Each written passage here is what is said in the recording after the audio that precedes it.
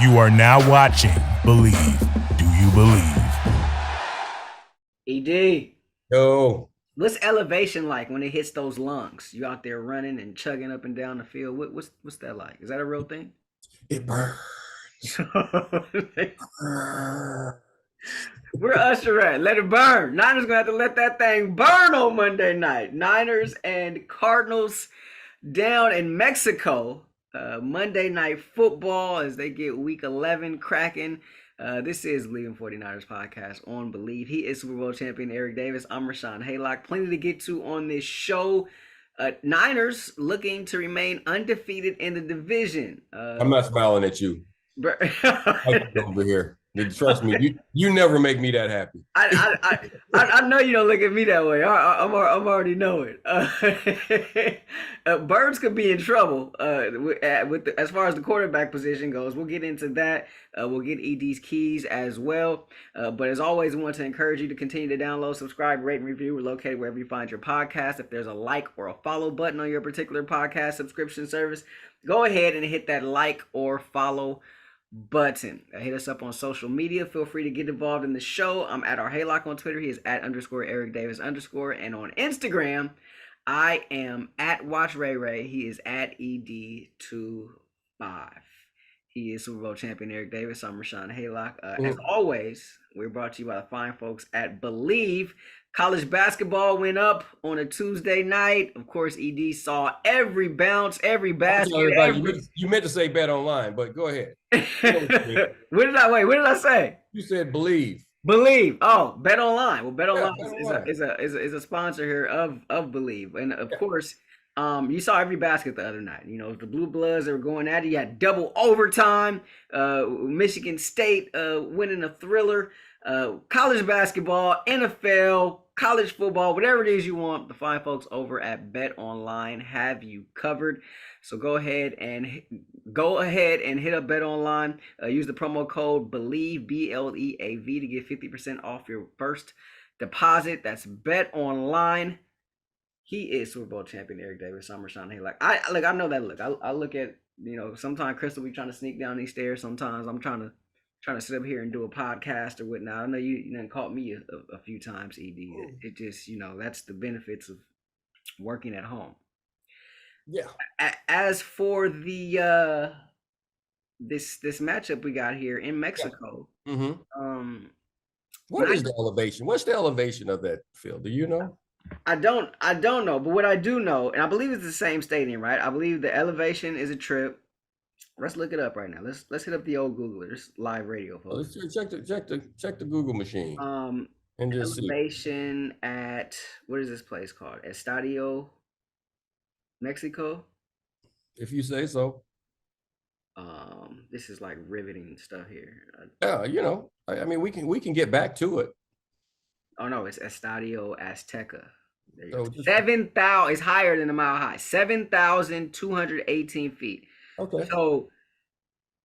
So that is 1,938 feet higher than Denver's Empower Field at Mile High. So I know the elevation is a trip, and also know that it's like a mile to get to the locker rooms. Like, it's like really far. There's like this long tunnel, ramp you walk down, and you literally have to plan to go to the locker room. It's that far.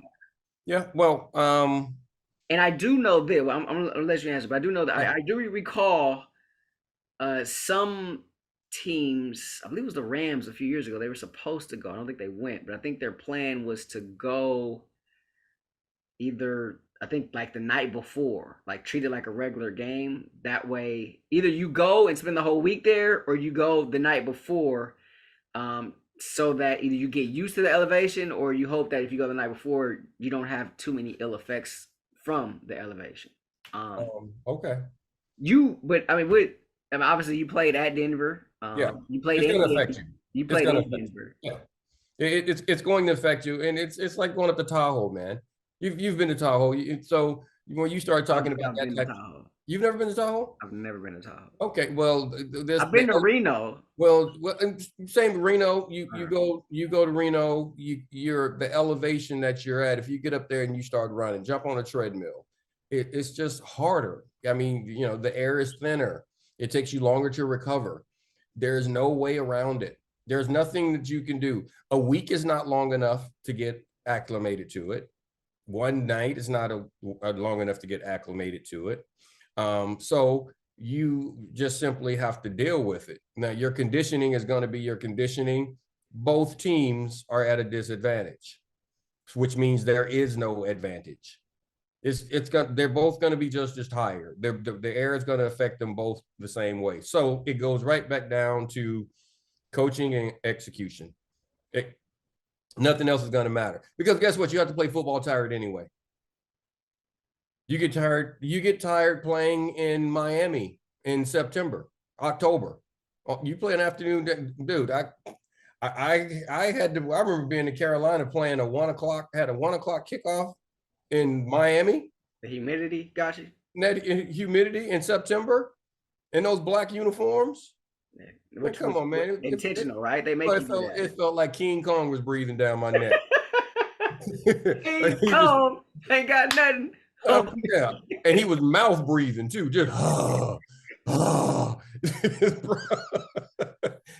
so but what you do, you just play. So that part of it, it's difficult on both. It's another one of those things where, let's get back on player safety. That's an issue, because that has nothing to do with the players. This is about expansion of the league, the shield. I understand it widens the overall pot, which raises the salary cap and all of these things for guys. But if you're talking about safety, there's no way that you can say there's anything safe about you traveling, guys playing in that elevation on this short period of time. Because what you worry about are, fatigue injuries, a lot of soft tissue stuff. You get pulled muscles and things like that. And so don't be shocked if guys leave this game and that's the case, where you got a lot of soft tissue injuries, or you get groin pulls and quad pulls and calves and hamstrings. That's what happens when because those are fatigue injuries, and that's that you have to worry about on both sides of this right there. But the rest of it, it's simple execution. And you're going against the Cardinals. I kind of like the fact that this counts for your road game. You get a neutral site for the road game, which could be key moving forward when you look at how mashed up the division is. So the Niners definitely need to take advantage of the fact that you don't have to go to Arizona. And like I said, you're under the same conditions right here. This is basically playing football in the bubble. That's the way I see it. It's no one has an advantage right now. You just go out and you just play, because it's tough to win a game on the road. It's tough when you're not sleeping in your own bed and you're not around your own people, and your routine to get to the stadium is all different. But guess what? That applies to both teams now. So now, like I say, it's equal footing. It's football in the bubble, like they had with basketball. You mentioned, this is the Believe in 49ers podcast on Believe. He's Super Bowl champion Eric Davis. I'm Rahshaun Haylock. You mentioned in the last pod, you talked about Jimmy, and you talked about the targets not necessarily going to 85 or to whoever for that matter. Mm-hmm. But in particular, 85, George Kittle, because of the double teams, right? So Jimmy playing for his next deal, his next contract, maybe not inclined to take a chance. Was that kind of what you were getting at? Well, I'm just saying, why force it? It's not take a chance, it's why force it when I have other guys that can catch the ball or need to catch the ball. Because you look at, like Ray, there have been a lot of times where like, why is that ball going to Ray? Well, then you look at it, but Ray's the one who's open. Or Charlie Warner. Yeah. They're open. Those are the guys who are open. So so that's what he's supposed to do. He's supposed to put the ball. So if a guy's double covered and there's some guys on this team that you're gonna take away Debo, you're gonna take away Kittle. And if you're not, you're a bad defensive coordinator. But so I find that interesting, because I thinking about this as you said it, and kind of rehashing it in my mind now, to me, it sort of seemed like, okay, that's one point. You have all these other targets and stuff, all these other guys that you can kind of get involved, right? But how much, like, is it a real thing that because he is playing for his next contract, there could be some hesitation on his part to make some of those throws that maybe he'd been accustomed to making, to kind of thread some of those needles, to take some of those chances, for the simple fact that he wants his resume to look as shiny and great as it possibly can for his next employer. I don't know if there's a conscious thing that I'll say this. I don't think that that's a conscious thing for him, but it has to be a subconscious thing. You've already told me you don't want me, but now when you're playing, you're just going to play. So that's the thing about it, what I'm saying. It can't be a conscious thing, but subconsciously, you may look at this and say, okay, he's double covered. Let me look at something else. I'm going to go through, as opposed to where when you're there and you're the guy and you're locked in, and that's how your quarterback has to be. He has to feel like he's bulletproof. When you're there and you're locked in like that, you may say, you know what? I'm going to throw this one up. Kittle's out there somewhere. I'm going to throw it up. Aaron Rodgers, and we see it right now. I said it for years. I said this for years. You can go back 8-10 years. I was saying it. Aaron Rodgers has thrown the ball to more covered receivers than any quarterback in the history of the league. And they were just talking about the great throws and all this stuff. And I was like, this was back when I was like, man, Jordy Nelson is good. And everybody was like, Jordy ain't this. And I was just like, y'all hating because he's white. Jordy Nelson is good. This was before it was cool to be like, say a white guy was good at the wide receiver position. I'm like, Jordy is good. And you start looking at what he did. You start looking at what Jones did. I mean, they would throw the ball because you've got a quarterback who's bulletproof. And, then it turns this like he's perfected the back shoulder throw. Well, he's throwing to a covered guy. He believes that my guy can make this play. And then it became a thing where you started seeing guys coaching that route, coaches calling that route. It became a part of offenses. But that's how it started. Like, this guy was just going to do it. Jimmy, with Kittle, we saw a lot of times Kittle would have 2-3 guys around him and the ball was going that way. Now, his read would say don't do that probably. And people would say he's forcing the ball if it gets knocked down, if it gets intercepted now. Back then, we would all say, I mean, he's trying to make a play. So that's the difference. So I think it could be a subconscious thing. I think that's real, to think that it's possibly there and it's affecting him, because yes, he wants his resume to look good. Jimmy wants to win football games. Now, he's not going to turn down that double coverage. If he thinks that this is the throw that we need right now, he's going to try it. He's going to put it up there and give him an opportunity to make a play. But I think he has that same faith that he didn't have once upon a time. So think about when Kittle had the all-pro year. Mm-hmm. Debo wasn't Debo. Mm-mm. Ayuk wasn't Ayuk. Mm-mm. He didn't have a McCaffrey. That was the number one receiver. Right now, that's not the case. So I think that's a part of it as well. So that's why and they went out they had to go get Emmanuel Sanders and bring him in. Well, Kittle was they had to go get a receiver. Kittle was the number one receiver at that time. He was the number one receiver. You can say what they brought in Emmanuel Sanders and all this stuff, but Kittle was the number one receiver. Yeah, but they needed a guy in the wide receiver room, right? Because they weren't getting anything from. Yeah, well, they had babies. They had babies, and they were trying to get something out of them. But what I'm getting at is that at that time he would do more towards Kittle, and it didn't matter how the defenses were leaning. He was still going to try because that's his number one guy. He has other options now, and I don't think he's going to try to force it to, Kittle, who's not full speed. So maybe we're looking at this thing entirely wrong, right? Maybe it is more of the fact that, like you said, the growth and maturation of some of these other guys has resulted in less of 85.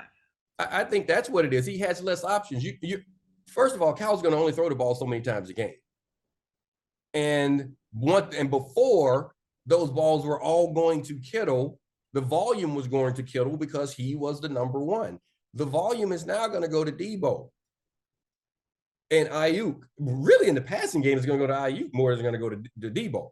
We're seeing him emerge here, and it's interesting because there was this whole thought coming into the season that Ayuk was going to have this breakout year per se because Lance was going to be the quarterback, and those two kind of have a rapport, and which wasn't necessarily the case with BA and Jimmy. But we're seeing Jimmy sort of go to him more, and I mean, heck, he's leading the team in receiving at this point. Well, he's going to get. Well, you and I have had this pod before pod, after pod. I may have said it on the pod. I've always said it. Ayuk is a better wide receiver than Debo. Well, absolutely. I just think he's a. And you also believe he's a number one, or can?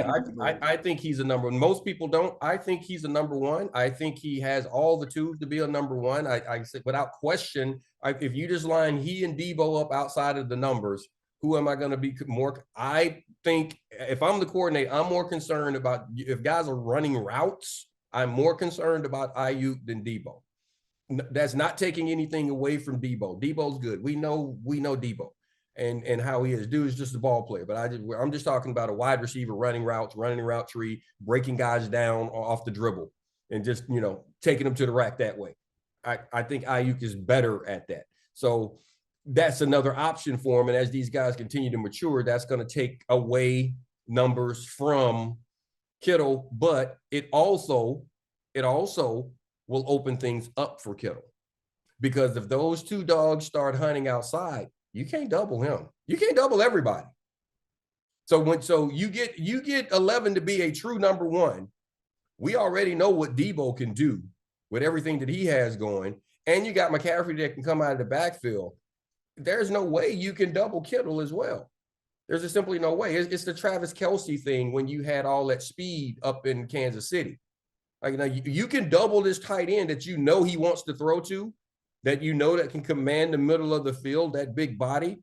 But now you got all this blazing speed outside. So if you want to single them up, all right.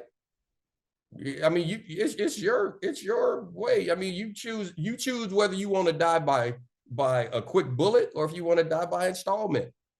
I can kill you by installment if you choose. I mean, that's it. I mean, and that's what you have an opportunity to do with all of these players as they grow together. It's either death, it's a quick death, or it's death by installment. Either way, I'm gonna kill you. Yeah, I think that said, the best option really is, keeping the pass attempts to a minute. Like there was a point in that game I was watching Sunday night, and it was like, this team should never throw the ball, right? I disagree. And by saying that, I mean, like, I'm thinking like 20, 25 attempts. Oh, see, there was a point in the game where I was like, okay, it's time to throw it. Even when you were going against, and I stopped myself like 4 or 5 times. I was about to like throw the ball, and I was like, erase it. I'm not even gonna send it to you. I'm just gonna watch the game. But I'm sitting here watching what's happening, and you're running the ball, and it's effective, and you're getting 4 here. They were gashing. And you're getting 3 here. You get 7 here. Okay, guess what? Take a shot. I'm gonna tell you, because I have to load the box. I can't stop you from running, so I have to put bodies in the box. Now, you may say, well, okay, that's why we are running it, because you're not putting these bodies in the box. I still say you got these guys' mind, even if you have these 2 deep shells. These boys are still thinking, I got to stop this run because they're gashing us. So just if it's nothing but for window dressing, throw one up top.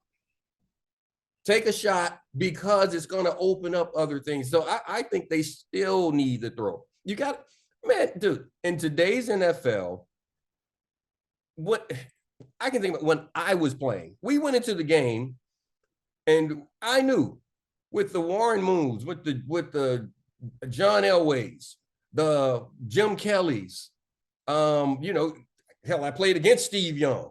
I played against Joe Montana. Oh, you knew the ball back then. You knew you were going to get at least 4 deep balls a game, at least. The way the rules are now, that number should be 6 to 8. You're playing 70 plays on offense, and you can't throw the ball up 6 times down the field. when we all know how easy it is to get a pass interference call. To me, it's bad planning. It's bad planning to not try it. So that's what I'm saying. You gotta. I don't know how you can go an entire half and not throw the ball down the field. I don't understand how you can go 3 series in a row and not throw the ball down the field.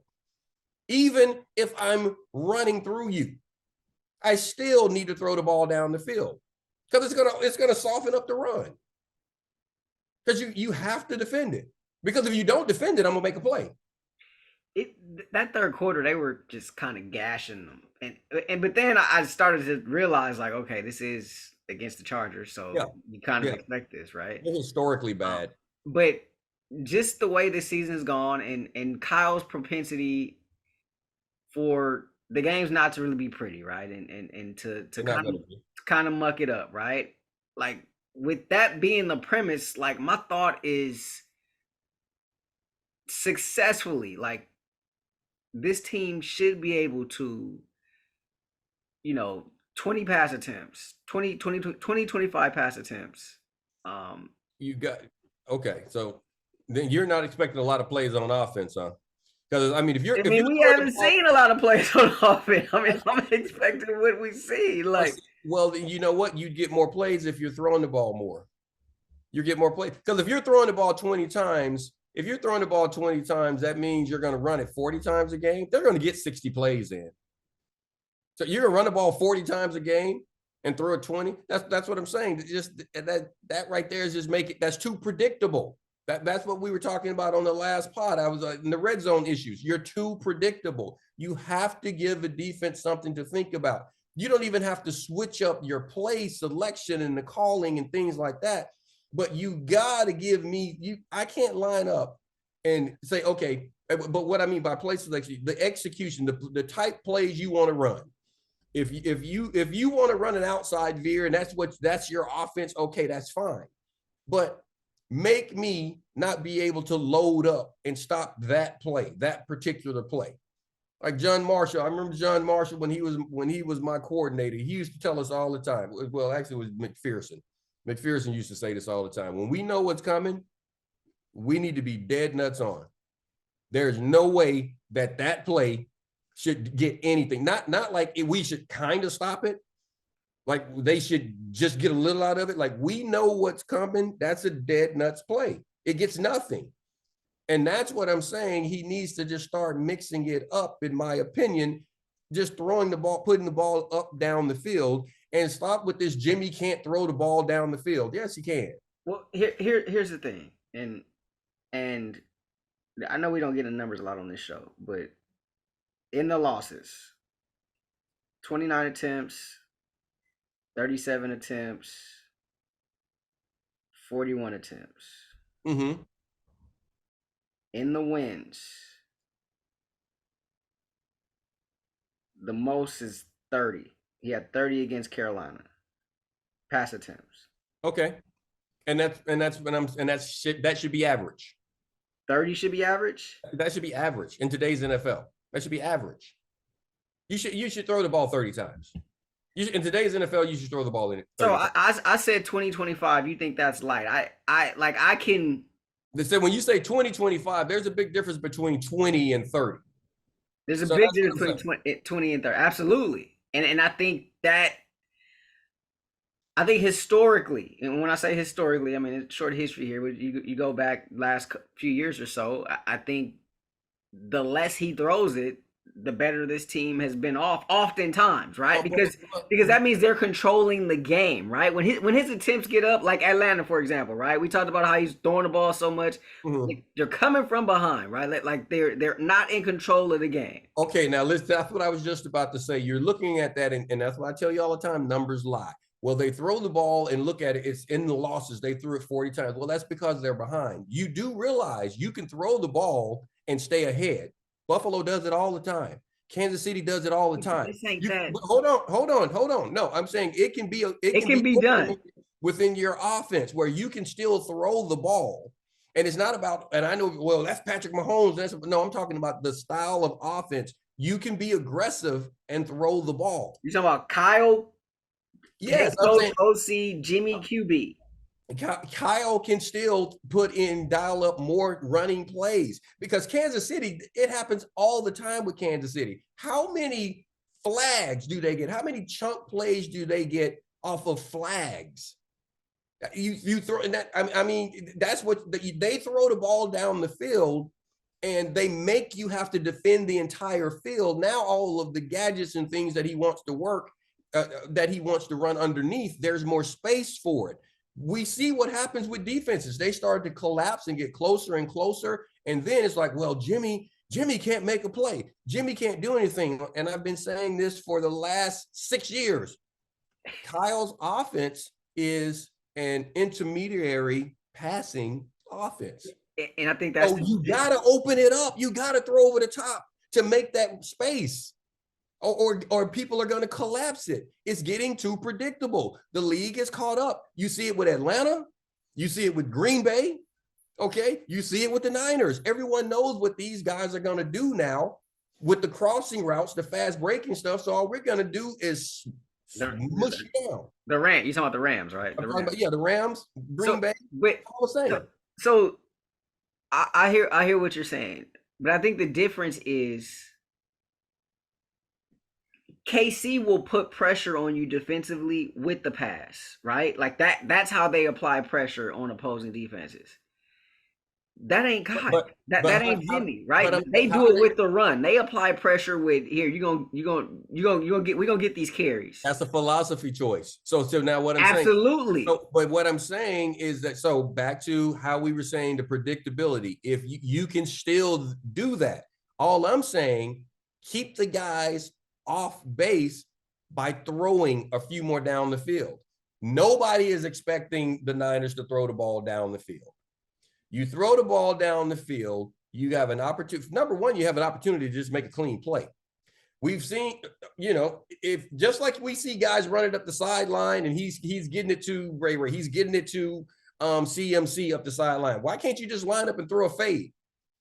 Why can't you just line up? I mean, I saw Kansas City do it all last week, where they just line up at the line of scrimmage, 3-step, let it go. 1 step, he's in a shotgun. 1 step, I'm going to throw this ball up top and just see, can you beat this guy off the line of scrimmage? I think Ayuk or Debo can beat a guy off the line of scrimmage and go up and make a play. It's either incomplete, it's a PI, you catch it. That's how that play ends up. That's one way to look at it. The other way to look at it is, what was the Parcells philosophy? 3 things can happen on a pass and 2 of them are bad or something like that. Was that Parcells? Who was I don't remember who it was, but you know what I'm talking about though, right? Like, I do know what you're talking about. But see, that's today's league. Yeah, the game has changed. No, 100%. The game has changed. It's rare that a guy is going to pick off a fade route. Unless you're trying to throw the ball over that kid from Tariq, unless you're trying to throw it over Reek from up in Seattle. I can tell you right now, leave him alone on a fade. He's a long 6'4" and he's fast as Dion. That's not exaggerated. There's no reason they should try to mess with him on a fade route because he's just too big, and he's an ex-receiver, so he can catch. But that's what I'm saying. You just take a shot. I mean, last week, Kansas City had a receiver messing with a guy at the line of scrimmage. Guy grabbed and hit his hands. Dude pulls his gloves, puts his gloves on mid-route, and then catches the ball. It's hard to complete, but it's hard to defend. I mean, to intercept, and that's the thing. Very few guys intercept those routes. So worst case scenario is 2nd and 10. But you take a shot, and now the defense they have to start accounting for that. So now, guess what? Every 1st and 10, they're not loaded up to stop Christian McCaffrey or Mitchell from running the ball because they know that, these first couple of downs, you may actually throw the ball. So that it helps with the chess match. That's all I'm saying, man. No, this is very, very interesting stuff. I always love hearing, and I know our listeners always love getting, your perspective on these things. And you're making sense. It makes sense. And we talked about the predictability of it, and I think that's had an incredible impact on this offense this season. and where you're saying become less predictable, I'm saying just and it's a route that keep doing right, like just. Well, you'll still keep running the ball. You'll still keep it ugly. You'll still keep it physical. I'm not saying change any of that. I'm just saying if you line up, if you look outside, if Jimmy comes to the line of scrimmage and he looks up and you have the box loaded and I got one-on-one coverage outside, we see what Ayuk is doing and what he's becoming. Debo's an all-pro. Yeah. You're not going to give your all-pro wide receiver a one-on-one shot at a fade route? And it's a route that Jimmy can throw. It's not a play action, run action, and now he's got to throw the ball 60 yards down the field like Mahomes or whatever. No, I'm just saying line up and throw a fade route. That's a 30-yard throw. Yeah. No, we talked about this, and we talked about this after the Seattle game. Jimmy comes in, right? And Jimmy mentioned it post game, and it was article written by The Athletic, something he would like to do more of, right? And let him throw it. Yeah. Yeah. So we've seen it a few times this season, not as much, definitely not in the volume that you're suggesting here. Good stuff though, ED. Wait, the last thing I'm going to say, when I say volume, all I'm saying is what we've already seen. I'm saying if you have a 30 pass game like you had against the Chargers. Against Carolina. Yeah. You have a 30 pass game like you had against Carolina. All I'm saying, minimum 4 of those should go up top. That's all I'm saying. I'm just take a couple to 0 or 1. Just make corners, literally make the corners have to line up and defend the entire field. If I'm playing against the 49ers right now, you couldn't get me out of a rocking chair. I'm telling you, I would line up 10 yards off the line of scrimmage and just sit there and watch. I can tell you right now, Dion and I would be sitting there just looking straight at them, ready to come downhill, because you're not going to throw the ball past us, because you're not even going to try. And all I'm going to do is sit there and wait for you guys to break. And you're going to run a bunch of screens. You're going to run hitches all day. I'm just going to tackle you. You know, that's your offense, your passing offense can't be based on the fact that you think I'm gonna miss a tackle. And that's what this is. You're running a bunch of screens and you're saying I'm gonna miss the tackle. That part, yeah. Wait, I remember they talked about that during the broadcast. I think it was Jennings, right? He ended up getting in that. It was a 3rd down and it's well short of the sticks, and he makes a couple tackles and dragging guys with him. No, you're not gonna beat me that way. I played 13 years in the league because people couldn't do that. You're not gonna do that. Yeah, I was not gonna miss that tackle. Yeah. You weren't gonna make me miss that tackle enough to where you were gonna win the game throwing hitches. Yeah, you can't do that. So you got to go up top at some point. So anyway. No, you're right about that. We got ED's keys coming up after this from Butcher Box. This is the Believe in 49ers podcast on Believe.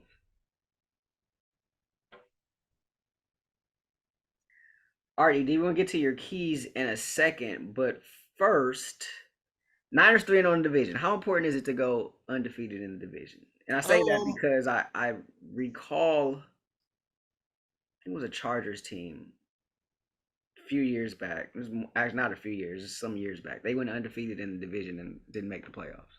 Oh yeah, I remember the Niners doing it. I think when Singletary was here, they went undefeated in the division. Okay. I think they did one year. They went undefeated in the division and they didn't make it. But I think that they ended up winning less. They ended up winning like 6 games. So how important? I think it's important this season. It's important this season because of the fact that every game is going to count. Not that they don't always count, but you look at where the record is. No one has distanced themselves from the pack. So going undefeated this year, I think, will be huge because it will give you the tiebreaker edge. And I think it can come down to that. So that's why it's very important because, like, you know, the Niners beat Seattle once again. You know, that's going to come in handy when you start getting down to, if Seattle continues to win out, you continue to win out. Because I still think they're a 10-win team. And I think 10 wins is good enough. Maybe they get to 11. They prove me wrong and they get 11 wins. But I think you can end up. It's important because of the head-to-heads within your division, but it's also important because of the head-to-heads you're going to have in your conference, because these are all NFC teams. Winning those games, that's another conference win. So I think it's going to be really important this year. I think it could carry some weight this year, definitely, because of where they are, in the division, because you could end up not winning your division, as I said, but those 6 conference wins right there that you account for with that could be real big when you start looking at the wild card spots. Yeah, I mean, you look at the NFC East right now. I mean, last year the NFC West able to get 3 teams in. That's not happening this year, and questionable that they would get 2 in, right? I mean, you look at the way everything is playing out. Time now for your keys, ED, to be the Niners and the Cardinals in Mexico, 5:15 p.m. local kickoff. Monday Night Football on ESPN and ABC as well. Of course, Joe Buck, Troy Aikman, Lisa Salters on the call if you're into that sort of thing. These are ED's keys here on the Believe in 49ers pod. What you got, ED? Understand, I've told you this before, it won't change. Playing the 49ers for the Arizona Cardinals is the Super Bowl. It's not a rivalry game for the Niners like the Seahawks are. This squad gets up for the Seahawks. They get up for the Rams. The Cardinals get up for the 49ers. It's an organizational thing. They care about it. Understand that and match that energy. They didn't do it last year in Levi, and they got punched in the face. You have to match that energy and understand that. Take advantage of the fact that you get this Cardinals home game in Mexico. Take advantage of the neutral field. We just discussed how important winning out in the division could possibly be. So I think it's important that, again, understand what you have at stake. You need to put some good games back together. You got a little win streak going. You need to keep that going. And you're going against a team that they don't have all their pieces there. They're trying to figure things out. They don't have their pieces there. Take advantage of the fact that you may be going against the third string, your quarterback. No, Kyler Murray may not play. He didn't play last week. Colt McCoy, who got the start at the Rams, left that game. Trace McSorley came in for him, and both at the time of this recording, McCoy and Kyler both questionable. Yeah, and I can tell you right now, you can't lose to Colt McCoy twice. I'm sorry. I took 2 of Colt McCoy. Lifetime wins cannot be against the 49ers. I'm sorry. That can't happen. That's horrible. That's horrible. But so take advantage, match the energy, understand what it is. It's going to be an ugly football game. It's going to be a physical football game. Defensively, this is another one of those times where you got to lead. You have to lead the pack. You have to make certain that the energy is up and take advantage of what they give you. They are going to put you in situations to where this defense can make plays. They have to not miss the layups when they get them. And really, offensively, the defense is going to put you in good situations. They'll put you in good situations. Score some touchdowns. We've already discussed, I think you need to throw the ball down the field more, but score some touchdowns when you get the opportunities. That's on Kyle. That's simply on Kyle in that situation. So this game, it's not anything other than an energy match. You're better across the board. You have a wounded Cardinals team. So take advantage of that and continue to play the bully ball that they're starting to play these last couple of weeks, and they'll take care of it. The Cardinals can't match that. As long as they come out and match that early energy and they get beyond that point, they'll die down. Those are ED's keys here on the Believe in 49ers pod. Hopefully Kyle can pack the offense, especially the red zone offense, going over across the border to Mexico. So that's going to do it for this one. Niners and the Cardinals. We'll be back next week to break that one down. But as always, want to continue to encourage you to download, subscribe, rate, and review. We're located wherever you find your podcast. If there's a like or a follow button on your particular podcast subscription service, go ahead and hit that like or follow button. Hit us up on social media. I'm at our Haylock. He is at _Eric Davis _ on Twitter and on Instagram.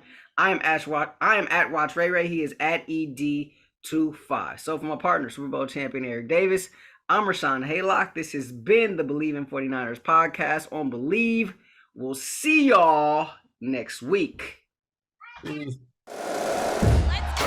Thank you for watching Believe. You can find more great content at Believe.com. That's BLEAV.com. Do you believe?